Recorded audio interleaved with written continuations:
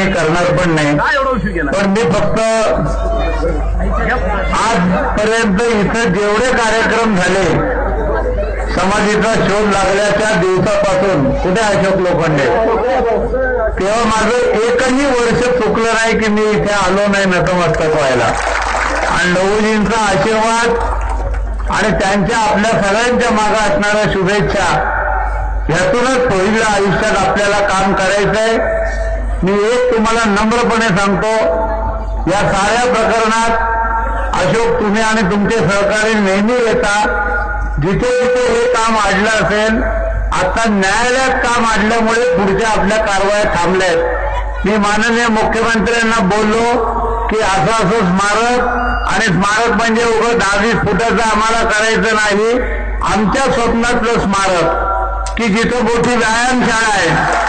लहूजी वक्ताच होते, अनेक पैलवान तयार केले, त्यांच्या नावाने लायब्ररी, त्यांच्या नावाने वसतिगृह, त्यांच्या नावाने इथे एखादं मेडिकलचं आरोग्याचं ट्रेनिंगचा कॅम्प, जेणेकरून आपल्या समाजातला माणूस इथे येईल, राहील, शिकेल, मोठा होईल।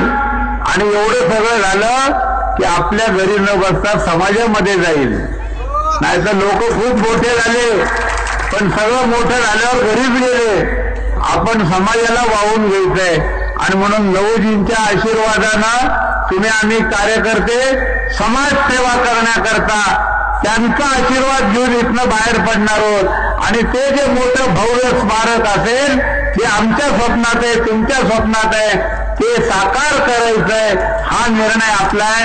मी माननीय मुख्यमंत्र्यांचा संदेश मी आता कार्यक्रमाला यायची त्यांच्याशी बोललो, ते म्हणले मला हे सगळं प्रकरण माहिती आहे, तुम्ही कोर्टामध्ये काही कॉम्प्रोमाइज करता आला तर करा, इथली जागा कमी करू नका, या जागेच्या बदल्यात मालकाला दुसरी जागा हवी असेल तर सरकार त्याला दुसरीकडे जागा देईल, कारण ही जागा याचं कॉम्प्रोमाइज होऊ शकत नाही। ही समाधी आहे आपली, हे प्रेरणास्थान आहे। आणि म्हणून कोर्टाला तसा प्रस्ताव आपण देतो की जो कोणी मूळ मालक स्वतःचं नाव सांगत असेल त्या वादात मी जात नाही, त्याला आम्ही दुसरीकडे जागा देऊ, पण ही जागा देणार नाही।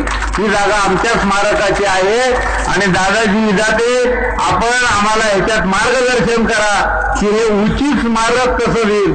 स्मारक नुसती इमारत सुंदर करून आम्हाला चालणार नाहीये, तर या स्मारकात आलेला माणूस हा संस्काराने इथल्या लहूजींच्या आयुष्याचं वाचन करून समाजात कसा जाईल, मोठा होईल आणि समाज कसा सुधरेल याचं मार्गदर्शन या स्मारकात होईल।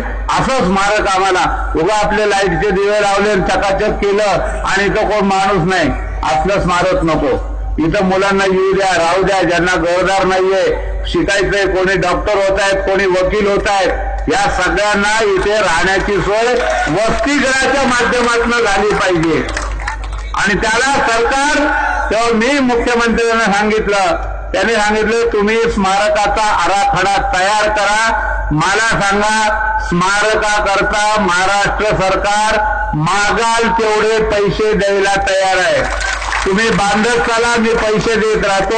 हे वाक्य मुख्यमंत्र्यांचं आहे, हेही मला सांगायचं होतं, मलाही इथे नतमस्तक व्हायचं होतं। फक्त आज मुंबईत बैठक आहे, परस्पर जाऊ शकलो असतो, पण मी म्हटलं नाही, इथं येऊन दर्शन घेतल्याशिवाय अशोक तुला माहितीये मी कधीही आजपर्यंत गेलो नाही आणि जाणार नाही।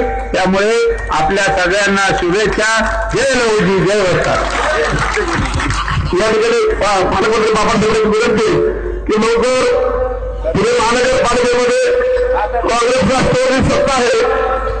आज पुणे लहूजींची 222वी जयंती असताना पुणे महानगरपालिकेने आम्हाला या ठिकाणी कसली 4.25 लाखाचा निधी असताना आचारसंहितेचं निमित्त केलं आणि या ठिकाणी कसली आम्हाला मदत केली नाही। आम्ही महानगरपालिका निषेध करतो, परंतु बाबासाहेबांना विनंती करतो की आपल्या नेतृत्वाखाली लवकर भाजपचं सरकार महानगरापर्यंत आणावं आणि मग लहूजीच्या स्मारकाला आम्हाला अतिशय मोकळी वाट होऊन जाईल। बोला,